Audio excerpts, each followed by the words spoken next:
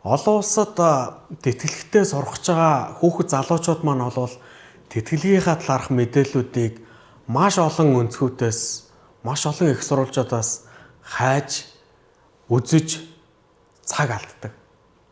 Тэгээ зарим нэг нь бол үнэхээр хэрэгтэй байж чаддаг, зарим нэг нь бол төдийлөн ач холбогдолгүй байдаг. Тэгэхээр тэдгээр асуудлуудыг бол нэг платформд бол нэгтгэж хамгийн ач холбогдолтой, хамгийн зөвлөгөө болж чадах их сурвалжтай, хамгийн гол нь олон улсад тэтгэлгээр сурж амжилтаа төгсөж чадсан залуучууд бас тэтгэлэг авах гэж байгаа дараагийн үеийн залуучуудаа зөвлөсөн байдаг. Тэдгээр зөвлөгөөнүүдийг тэтгэлэгтэй сурын урайтаа сурын цэгийн платформд бол байрлал нийтлэгдсэн байна. Тэгэхээр олон улсад сурах байгаа хүүхдүүд бол зөвлөгөөг нэг дороос бүгдийг нь авах боломж нь бол нэгдсэн. За 12 дугаар ангид төгсөж байгаа хүүхдүүдэд бол боловсролын чиглэлээр доктор хамгаалсан Монгол залуучуудаас ахуулаад за 12 дугаар ангид төгсгöd хэрэгтэй товч зөвлөгөө, 11 дугаар ангийнханд зөвлөгөө, 10 дугаар ангийнханд одоо эхлээд дараа нь 2 жил бэлтгэхэд юун дээр анхаарах юм? За яг ямар мэрэгчлээ хүн болмоор байгаа. Тэрийг яаж мэрэгчлээ эзэн болох юм? Оюутны амьдрал, оюутан болоод очиход яг ямар харилцаа, ямар орчин байдیں۔ Тэр чиглэлийн зөвлөгөөнүүд гадаадд суралцж байхдаа мөнгөө хэрхэн зөв зарцуулах юм? Яаж гадаадд амьдрахад соёлын шок гэж ярьдаг. Тэнд дасан цогцох юм?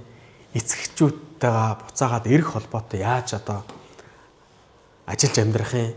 Стресстэй нэг нийгмээс өөр нийгэмд очингууд соёлын бүх орчны амьдрах орчны зөрөөнүүдээс бол хүүхдүүд маань стресст ордог.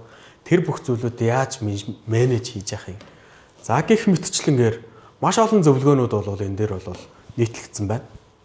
За TOEFL IELTS-ийн шалгалт өгөхөд ер нь яаж бэлтгэх юм? Солонгосын хэлний бэлтгэлд сурахад яаж бэлтгэх юм? За 12 дугаар ангид төгсөж байгаа хүүхдүүд цагаа хэрхэн зохион байгуулах юм? Gap year гээд нэг жил завсарлах нь зөв юм уу, буруу юм уу? Монголд яг энэ чиглэлүүдээр хамгийн сайн сургалтын төвүүд хаана байна? Тэтгэлгийн ярилцлаганд хэрхэн бэлтгэх юм? Тэтгэлгийн өргөдлийн цаг хугацааг хэрхэн төлөвлөх юм? За зөв сургуулаа яг яаж олох юм? Өөрийнхөө CV-г өөрийнхөө талаарх танилцуулгыг яаж бэлтгэх юм? За recommendation letter буюу яг өөрийнхөө тодорхойлсон тэр захидлуудыг яаж авах юм гэх мэтлэнгээр маш олон зөвлөгөөнүүдийг бол энэ тэтгэлэгтэй сурья цэгийн платформд бол орсон байна. Сингапурд суралцахад яах юм? Засгийн газрын Солонгосын тэтгэлгийг яах юм? За бусад ингээд амжилтаа суралцсан Монгол залуучууд юу гэж зөвлөсөн гэх мэтчлэнгээр бол манай энэ платформд бол тэтгэлэг бол боломжийн үд алгыг нээж чаднаа. Тэтгэлэгтэй суралцахад гарцаагүй мэдэх ёстой 5 зүйл. За өөр Fulbright-д суралцсан хэрхэн суралцсан бэ гэх мэтчлэнгээр ингээд тэтгэлэгтэй сурсан бүх залуучуудын зөвлөгөөнүүдийг бол нэг дороос авах боломж нь нэгдлээ. Тэтгэлэгтэй сурын цэгийн платформд орж эдгээр бүх зөвлөгөөнүүд энэ тэтгэлгийн талаарх зөвлөмжүүд бүх ноу хаунууд бол нэг дор цугларлаа.